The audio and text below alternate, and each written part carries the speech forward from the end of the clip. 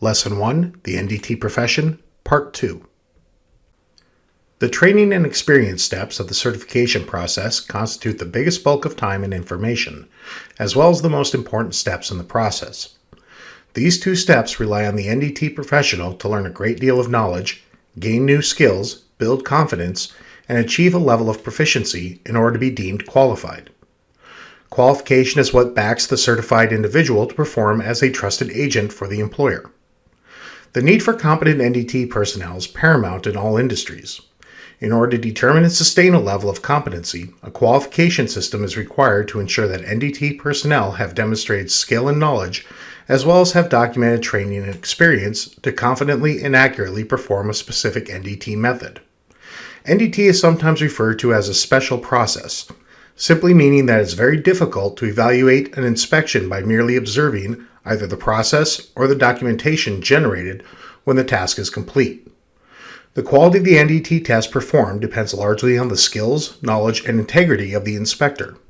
Thus, qualifying personnel is critical to the NDT profession.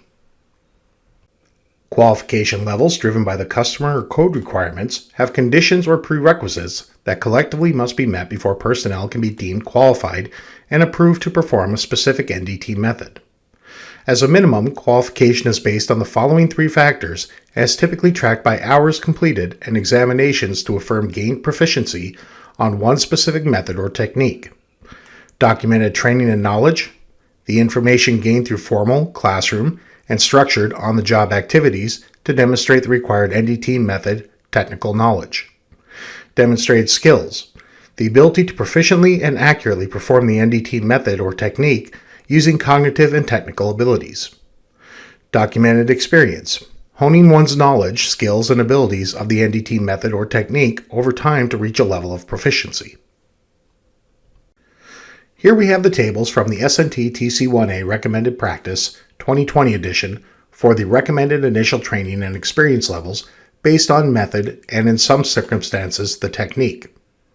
So if we look at this table here at the very top, we have acoustic emission testing. Now for level 1 acoustic emission testing, you're required to have a minimum of 40 hours of training. In addition, you're required to have 210 hours of experience specific to that method, and 400 hours of total hours of NDT. Now that 210 hours specific to the method can be combined with the 400 hours for your total hours in NDT. So they want a different combination of experience hours for all these different methods. Now in some of these methods, it can be a little bit confusing. So their next method down is electromagnetic testing. Now there is no standalone level 1 or level 2 electromagnetic testing. There is a standalone level 3 electromagnetic testing. But for electromagnetic testing, you're typically certified in a specific technique within the electromagnetic testing arena. You have AC field measurement, eddy current testing, or remote field testing. Now, by far, eddy current testing is the most common of the electromagnetic testing techniques. For level 1 and level 2, you're required to have 40 hours of training in each, level 1 and level 2. And then for level 1, you're required to have 210 hours of experience specific to eddy current testing, and then an additional 400 hours in total NDT experience. For level 2 eddy current testing, 630 hours in the method or technique, and then 1,200 hours for total hours in NDT. For ground penetrating radar, there are no techniques. There's just a simple level 1 and level 2. For level 1, you're required to have 8 hours of training, level 2, 20 hours of training. For level 1, you need 60 hours of experience in the method itself, and then 120 hours total in NDT. For level 2, you need 420 hours of experience in the method, and 800 total in NDT.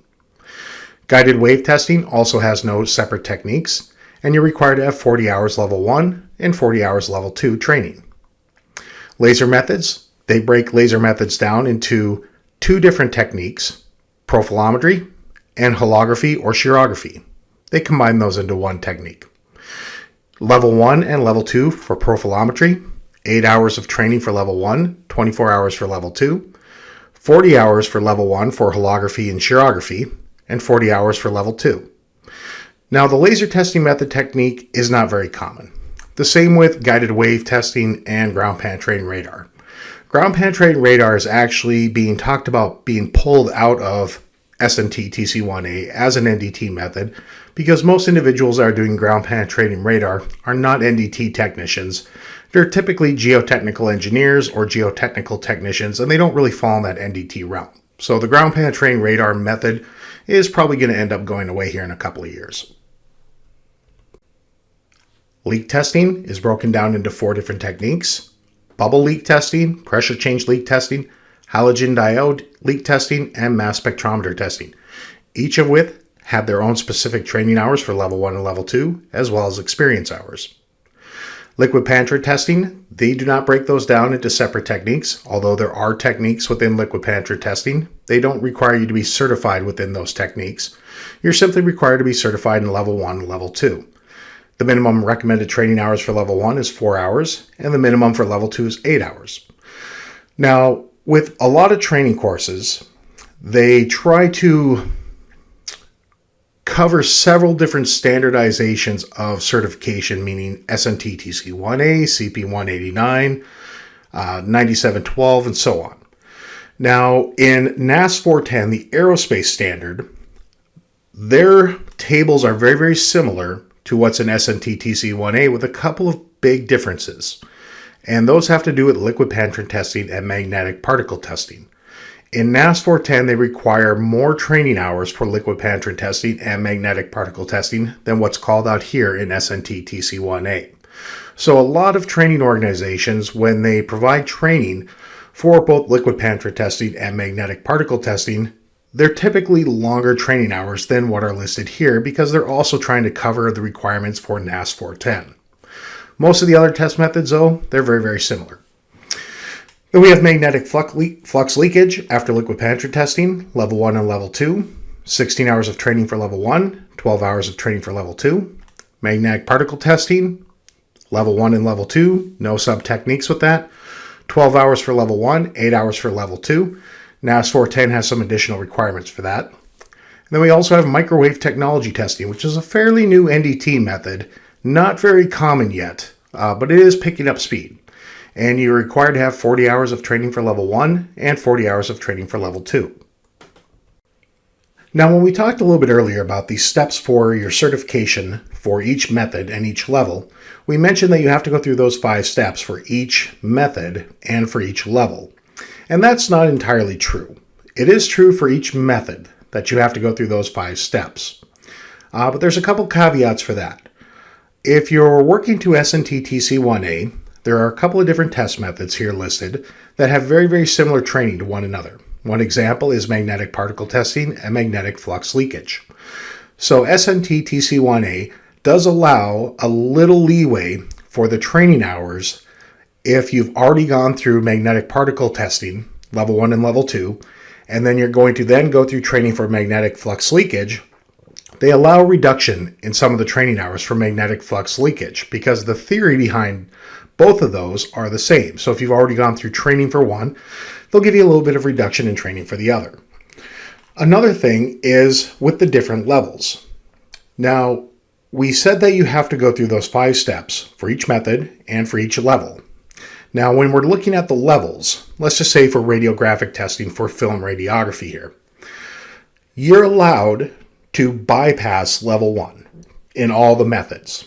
You can take training for level 1 and level 2 and gain the experience hours for level 1 and level 2 and skip level 1 and go directly to level 2. That's actually very, very common in the industry. And the reason behind that is that certain methods, there's a need for a level 1, and in some methods there isn't. For radiographic testing, for example, level 1s in radiographic testing are very common because when you go and perform radiographic testing, you're usually going with a team of individuals. I shouldn't say usually, you're always going with a team of other technicians, usually at least 3 technicians, sometimes maybe 2, but you're never ever going alone when you do radiographic testing. So you always have helpers with you. If you're the level 2 going out to perform radiography, you'll almost always have 1 or 2 level 1s with you to help you out because of just the nature of the method. So there's a place for level 1s in radiography. If we're looking at ultrasonic testing, though, there's no reason to go out with a team of individuals. Typically, one individual will go out to perform the ultrasonic testing. and level 1s are limited to what it is that they can do. So oftentimes, for say ultrasonic testing, they will put somebody through the training for level 1 and level 2 and bypass level 1 and certify them straight to level 2. Now you have to meet all the training requirements and experience requirements for level 1 and level 2 to go straight to level 2, but you don't necessarily have to be certified as a level 1 first and then go through training for level 2 and then get experience for level 2 and then be certified. You can take your training for both level 1 and level 2 initially, then gain the experience required for both level 1 and level 2 and be certified directly to level 2. So it's a little confusing. NDT certification programs are really confusing. But going back to the table in SNT TC1A, neutron radiographic testing, level 1 requires 28 hours of training, level 2, 40 hours of training, and we can see the experience requirements here. Radiographic testing, they break that down into 4 different techniques: film radiography, computed tomography, and digital radiography. And each level 1 and level 2 have their own requirements or training, 40 hours for level 1 and 40 hours for level 2 in each of those techniques, and then very similar experience hours. Thermal infrared testing is a little unique, where they only have one version of a level 1. There's no techniques for level 1, so an individual would go through 32 hours of thermal infrared testing that covers all the techniques to become a certified level 1. And then once you go to become a level 2, then you would almost specialize and take training and gain experience in a specific technique, being building diagnostics, electrical and mechanical, or material testing. Now, thermal infrared testing really isn't all that common either compared to the other NDT methods like radiographic testing and ultrasonic testing, so there's really not a huge demand for it. Then finishing out these tables in TC1A 2020, we have ultrasonic testing, where level 1 and level 2, there is no technique for that, and it's 40 hours for level 1 and 40 hours for level 2. So kind of like thermal testing, but what they have going on here with ultrasonic testing is level 1 is basically straight beam ultrasonics, maybe a little shear wave ultrasonics. It's a lot of theory involved with it, and that's level 1. Level 2, you stay with straight beam, maybe more advanced shear wave training that's involved with that, but you don't normally get into the techniques, the full matrix capture, phased array ultrasonics, and time of flight diffraction. Once you've been certified to level 2 in ultrasonic testing, then you'll get additional training if you go into one of these different techniques. Now, these tables within SNT TC1A are constantly changing with every revision. Full matrix capture, they've considered it a technique here where it's really not a technique. It's more of a function of the software for the system that you're using. And there's been talk about pulling full matrix capture out of it from a technique because it's really becoming standardized in the equipment, and it's used for phased array ultrasonic testing and also used for time of flight diffraction testing. So they're kind of potentially getting away from that as a technique. But phased array ultrasonic testing and time of flight diffraction are considered advanced techniques within ultrasonic testing, and they have their own training requirements and experience requirements. Then we have vibration analysis, no techniques there, just a simple level 1 to level 2, 24 hours of training for level 1, 72 hours of training for level 2, and then visual testing, level 1 and level 2, no techniques listed with that, and you have 8 hours for level 1 and 16 hours for level 2. Now, with all these methods, even though, say, visual testing, it's lined out for technique, that doesn't mean there are no techniques within visual testing. What that's saying is that you're not required to have specific training in a specific technique. All the different techniques within visual testing are covered in your level 1 and level 2 general training. The tiered qualification approach. NDT qualification is a tiered approach having at least 3 distinct levels of qualification and certification to provide a means to progress in the profession and overlap leadership and technical competence. The figure we see shown here visually represents the typical NDT qualification and certification level responsibilities. The designation of trainee is neither a qualification nor a certification level, but is used to indicate a new employee with an unknown qualification or untrained status. The trainee. NDT trainees are either new employees or employees seeking certification in a new NDT method. NDT trainees are typically introduced into an NDT method by attending formal or on-the-job training sessions to gain familiarity with the basic concepts of the method. The trainee's knowledge, skills, and ability of a particular NDT method gain momentum as training continues and typically requires some hands-on demonstrations. Trainees perform all work under the direct supervision of a certified Level 2 or Level 3 in the NDT method being performed. Level 1. Entry-level NDT technicians are generally considered Level 1 when they have a basic level of specific NDT method training, yet need more on-the-job experience to expand their technical knowledge, skills, and level of competence and confidence. Level 2. Level 2 technicians have reached a level of technical training, knowledge, skills, and experience to confidently comprehend codes, standards, and specifications to competently perform a specific NDT method without close supervision. Level 3. A Level 3 has the greatest amount of technical training, knowledge, skills, and experience to competently lead others in the specific NDT method. As a reminder, qualification and certification must be attained in each individual NDT method. As an example, an NDT professional could have the qualification factors fulfilled to be a certified Level 3 in magnetic particle testing and certified Level 2 in radiographic testing, but lack the skills, knowledge, training, and/or experience to qualify above a Level 1 in electromagnetic testing. Codes, regulations, specifications, and procedures. The NDT profession requires knowledge of a variety of codes, regulations, standards, specifications, standard operating procedures, and recommended practices in order to perform work. Codes. Codes provide a set of rules that specify the minimum acceptable level of safety for manufactured, fabricated, or constructed objects. These may incorporate regulatory requirements and often call out standards or specifications for specific details on additional requirements not specified in the code itself. Regulations. Regulations are generally issued by a state or federal agency when public safety is a concern. Some examples include the Nuclear Regulatory Commission regulations on the use and handling of radioactive materials, Occupational Safety and Health Administration regulations for personal safety on job sites, and U.S. Department of Transportation regulations for pipelines and hazardous materials. Standards. Standards are documents that establish engineering or technical requirements for products, practices, methods, or operations.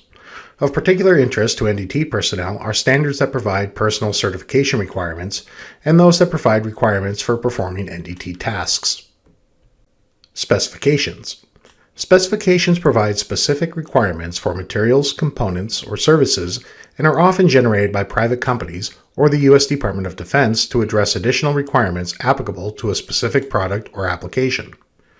Specifications are often listed in procurement agreements or contract documents as additional requirements above and beyond code or standard requirements. Standard operating procedures. Standard operating procedures, or SOPs, and work instructions are written step-by-step procedures drafted by an employer for employees to follow. They are meant to be a directive in nature to obtain a specific and consistent result or output. SOPs have many different names and hierarchy structures depending on the company or the industry. Recommended practices. Recommended practices provide guidelines for performing operations or functions. A commonly used recommended practice for NDT personnel certification worldwide is SNT-TC-1A. This document provides guidelines for employers to set up an in-house certification program for personnel. The premise is that employers will incorporate into their written practice the guidelines that apply to their specific needs, at which point those guidelines become the company's requirements for the certification of NDT personnel. Codes and standards bodies involved in the NDT industry. Most countries have one or more standards bodies that develop and publish technical industrial standards.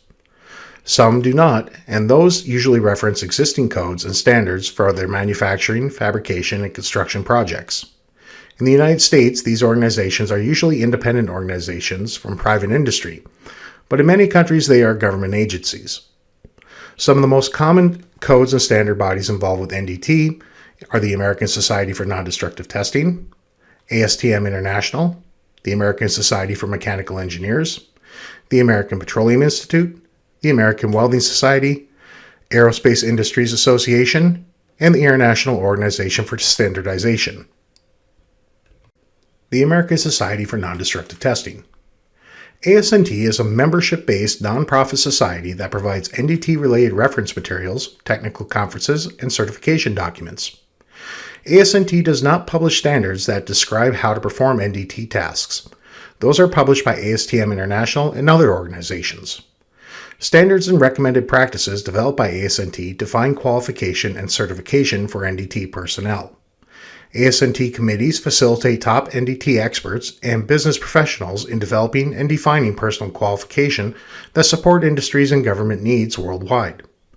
ASNT is recognized across the globe as the responsible body for the following NDT qualification and certification documents: Recommended Practice Number SNT TC1A, Personal Qualification and Certification in Nondestructive Testing, ANSI ASTM or ASNT CP1A9, ASNT Standard for Qualification and Certification of Nondestructive Testing Personnel, and ANSI ASNT CP105, ASNT Standard Topical Outlines for Qualification of Nondestructive Testing Personnel. ASTM International. ASTM International, formerly the American Society for Testing Material, is one of the largest standards developing organizations in the world, providing technical standards for materials, products, systems, and services. ASTM standard guides provide a compendium of information or series of options without recommending a specific course of action. ASTM standard practices are a definitive set of instructions for performing specific operations or functions that do not produce a test result. Essentially, what we're saying here is ASTM produces really two types of standards. One are guides, which give you a guideline on how to perform certain tests if we're talking about non-destructive testing methods. And then they also produce standard practices, which tell you specifically how to perform the test, but don't give you any acceptance or rejection criteria. That exception or rejection criteria is going to be under the purview of the engineer for a project, and your acceptance rejection criteria are typically found in your codes. For example, in AWS D1.1, they reference using ASTM E709 to perform your magnetic particle testing. They want you to follow that ASTM standard to do your magnetic particle testing. But ASTM E709 doesn't tell you what the acceptance or rejection criteria. AWS D1.1 has specific acceptance rejection criteria for those magnetic particle tests that you're doing. So they're kind of used in conjunction with various codes and standards. The American Society for Mechanical Engineers. The American Society for Mechanical Engineers, or ASME, is a nonprofit professional organization that enables collaboration, knowledge sharing, and skill development across all engineering disciplines, while promoting the vital role of the engineer in society. ASME codes and standards, publications, conferences, and continuing education and professional development programs provide a foundation for advancing technical knowledge. ASME publishes multiple codes and standards for example, the 2020 edition of the ASME Boiler and Pressure Vessel Code, which is made up of 12 sections or books. Section 5 is devoted to non-destructive examination. The American Petroleum Institute. The American Petroleum Institute, or API, is a national trade association that represents all aspects of the U.S. oil and natural gas industry, including producers, refiners, suppliers, pipeline operators, maritime transporters, and services and supply companies.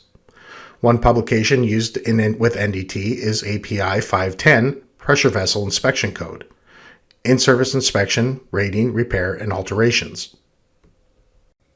The American Welding Society. The American Welding Society, or AWS, is a nonprofit organization with the goal of advancing the science, technology, and application of welding and related joining disciplines. AWS provides certification programs for welding inspectors, supervisors, and educators, and publishes multiple standards, many of which contain procedures for the application of NDT methods and techniques above and beyond visual inspection. One example is the AWS D1.5 Bridge Welding Code. The International Organization for Standardization. The International Organization for Standardization, or ISO, is the world's largest developer and publisher of international standards and is a non-governmental organization located in Geneva, Switzerland. ISO is a network of the National Standard Institutes of 161 countries, one member per country. Many of the ISO member countries are part of the governmental structure of their countries or are mandated by their government. Other members have their roots uniquely in the private sector, having been set up by national partnerships of industrial associations. One ISO standard of note is ISO 9712, Nondestructive Testing, Qualification, and Certification of Personnel. And that concludes this lesson.